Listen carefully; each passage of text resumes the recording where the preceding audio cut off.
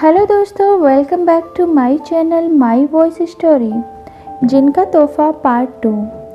जैसे तैसे वो आदमी उस खौफनाक बकरी के बच्चे से बचकर घर तक पहुंचा और अपने ऊपर नीचे हुई सांसों को ठीक किया। घर में दाखिल हुआ और अपनी बीबी को अपने इंतज़ार में पाया। आज आपको इतनी देर क्यों हो गई जी? मैं और अम्मा कब से आपका इंतज़ार कर रहे थे। पड़ोस के रफ़ीक भाई भी पहुंच गए। काफ़ी देर पहले उसने अपनी बीवी से कुछ शिकायती अंदाज में परेशानी जताई। हाँ, कुछ नहीं, बस ऐसे ही रास्ता भटक गया था, उस आदमी ने रास्ते के वाक्य में खोए जवाब दिया। या अल्लाह, रास्ता भूल गए थे आप? अकेले क्यों आए जी? सवाल बड़ी फिक्रमंदी से पूछा गया था। उस आदमी ने जवाब देना जरूरी नहीं समझा, बस अपनी बीवी पर एक नज़र डाली जवाब में। अच्छा, आप हाथ मुंह धो ले, मैं खाना लगा देती हूँ। अपनी पसंद की उड़द की दाल बनाई है। बीवी ने फिर कहा। नहीं, मुझे भूख नहीं, तुम कुछ देर आराम करना चाहता हूँ। इतना कहकर कमरे की तरफ चल दिया। उस आदमी के जहन से वो नज़ारा ही नहीं हट रहा था। बीवी ने उस वक्त चुप रहना ही सही समझा। अपनी सास को और अपने बेटे को आने की खबर देकर कमरे में आ गई। उसने ये बात घर में किसी को नहीं बताई और अगले ही रात जब वो सोने लेटा तो उसे एहसास हुआ कोई उसके पीछे है और उसके कान में कुछ फुसफुसाया। जैसे ही वो पीछे मुड़ा, कुछ नहीं, उसने ज़ोर से पूछा, कौन है, कौन है? लेकिन कोई कुछ नहीं बोला। अब हर रोज़ ऐसा होने लगा। कभी कोई साया दिखता तो कभी कोई आवाज़ सुनाई देती। कभी ऐसा लगता कि कोई ज़ोर से उसके पास हंसा, पर कोई दिखता नहीं। पहले उसने सोचा अपनी बीवी को इन हो रहे वाक्यों से वाकिफ़ कराए। कुछ सोचकर रुक गया। अभी उसकी शादी से कुछ ही माह गुजरे थे। अभी से इन परेशानियों में नहीं डालना चाहता था अपनी नई नवेली दुल्हन को। बीवी के बाद घर में बूढ़ी माँ ही थी जो इकलौते बेटे के बारे में सुनकर घबरा जाती।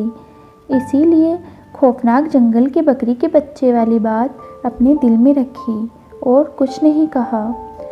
इसी उधेड़-बुन में 1-2 दिन और गुजर गए। एक सुबह वो फजर की नमाज के लिए उठा। अपने कमरे में जा नमाज जिस पर नमाज पढ़ी जाती है के पास एक छोटी सी संदूकची रखी मिली, जिसे पहले तो उसे खोलना सही नहीं समझा, लेकिन फिर सोच समझ कर देखा और सोचा कि खोल लेता हूँ, हर्जी क्या है। जैसे ही उसने छोटी सी संदूकची को खोला तो वो हैरान रह गया। उसमें सोने के 2 सिक्के पड़े थे। ये कहाँ से आई और किसने रखी? इसी कस्माकस में सोने के सिक्के को छुआ तो पास में किसी आदमी की जोरदार हंसी की आवाज़ आई। कौन है? उसने फौरन हाथ सिक्कों से पीछे खींच लिया और इधर उधर देखकर घबराई हुई आवाज़ में बोला, मैं तेरे पीछे हूँ। फिर तेज मर्दाना आवाज़ आई।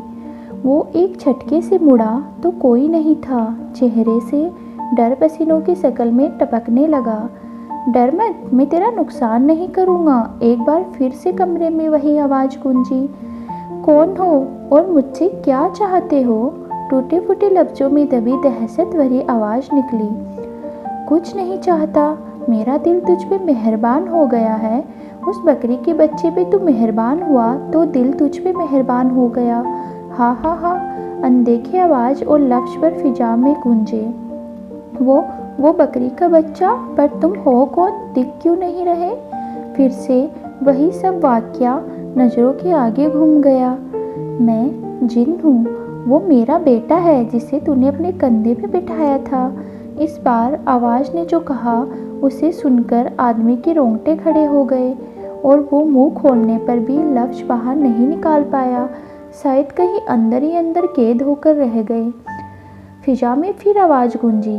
तुझे मुझसे डरने की ज़रूरत नहीं है। तूने मेरे बेटे को अपने कंधे की सवारी करवाई है। तुझे जब जो चाहिए उस संदूकची में लिखकर रख देना। तुझे वो मिल जाएगा। पर तुम मेरी मदद क्यों करना चाहते हो?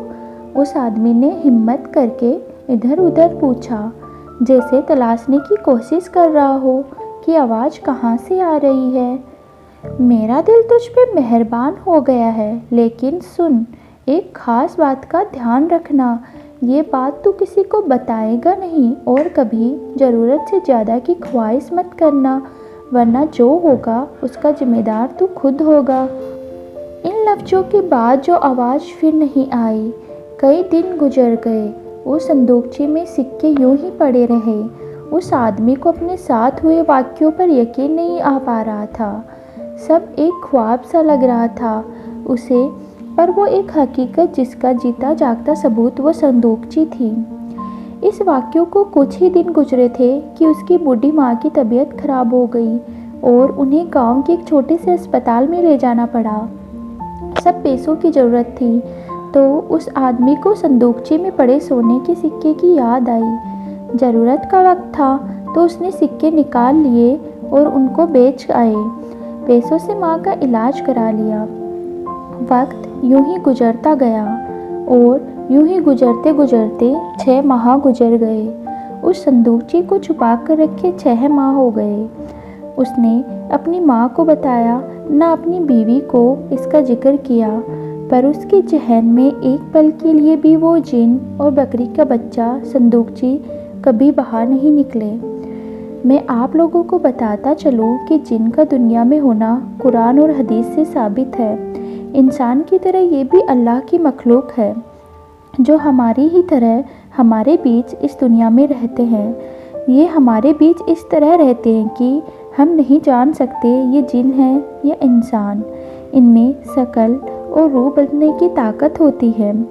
जिनमें अच्छे और बुरे सब तरह के होते हैं। हम इंसान इन्हें नहीं देख पाते तब तक कि ये खुद ना चाहे।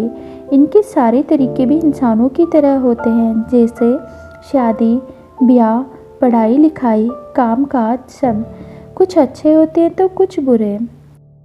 वक्त के गुजरने के साथ उनके घर जुड़वा बच्चे पैदा हुए, एक लड़का और एक लड़की। उस वक्त वो संदूकची का ख्याल आया कि क्यों ना आज खुशी के मौके पर उसमें कुछ लिखकर रखा जाए। ये सोचना था और संदूकची के आगे एक कागज़ पर लड्डू का टोकरा लिखकर रख दिया और इंतज़ार करने लगा कि आगे क्या होता है। दोस्तों, पार्ट 2 तो आपने सुन लिया, अब है पार्ट 3 की बारी। अगर पार्ट 3 भी आप जानना चाहते हैं आगे क्या हुआ, तो हमारे चैनल को लाइक और सब्सक्राइब ज़रूर करें।